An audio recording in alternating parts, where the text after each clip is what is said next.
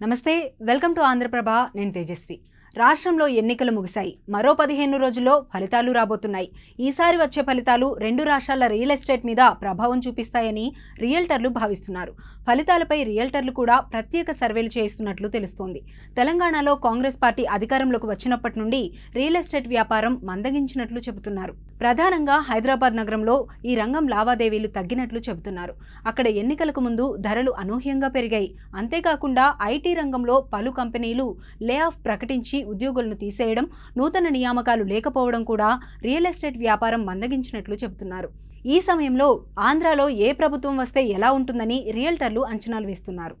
ఆంధ్రప్రదేశ్లో ఎన్డీఏ కూటమి అధికారంలోకి వచ్చి చంద్రబాబు నాయుడు ముఖ్యమంత్రి పగ్గాలు చేపడితే ఖచ్చితంగా మళ్లీ రాజధాని అమరావతిపై ప్రత్యేక దృష్టి సారించనున్నారు వైఎస్ఆర్సీపీ ప్రభుత్వం అధికారంలోకి వచ్చిన తరువాత 3 రాజధానుల నినాదం రావడంతో రాజధాని అమరావతి ప్రాంతంతో పాటు గుంటూరు విజయవాడ నగరాల్లో రియల్ ఎస్టేట్ రంగం లావాదేవీలు మందగించాయి గత 5 ఏళ్లుగా ఈ రంగం కుదేలైంది భూముల ధరలు అమాంతం పడిపోయాయి గుంటూరు విజయవాడ మధ్యలో వందలాది వెంచర్లు కొనుగోలుకు నోచుకోక నిలిచిపోయాయి అలాగే అపార్ట్మెంట్లు సైతం కొనుగోలుదారులు లేక నిర్మాణం మధ్యలోనే నిలిపివేయడం జరిగింది అయితే రాజధాని విషయంలో హైకోర్టు తీర్పుతో గత ఏడాది నుంచి ధరలు నిలకడగా ఉన్నాయి అయితే కూటమి ప్రభుత్వం వస్తే ధరలు మళ్లీ పుంజుకుంటాయని రియల్టర్లు ఆశాభావంతో ఉన్నారు కూటమి వస్తే ఆంధ్రప్రదేశ్ జనాల పెట్టుబడులు సహజంగా అమరావతి వైపు మళ్లుతాయని భావిస్తున్నారు ఇప్పటికే కొన్ని ప్రాంతాల్లో భూములు ఫ్లాట్లు 5 ఏళ్ల నాటి ధరలు పలుకుతున్నట్లు సమాచారం ఇదిలా ఉండగా వైసీపీ ప్రభుత్వం తిరిగి అధికారంలోకి వచ్చి జగన్ ముఖ్యమంత్రి అయితే పరిస్థితి వేరుగా ఉంటుందని రియల్టర్లు చెబుతున్నారు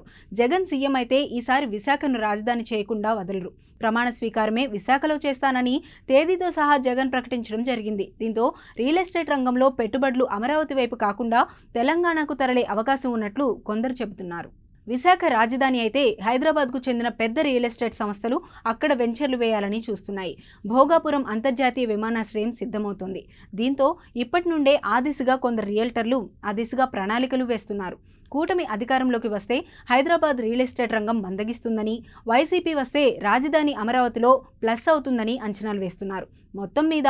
ఆంధ్రప్రదేశ్ ఎన్నికల ఫలితాల కోసం రియల్ ఎస్టేట్ రంగం కూడా ఆసక్తికరంగా ఎదురుచూస్తోంది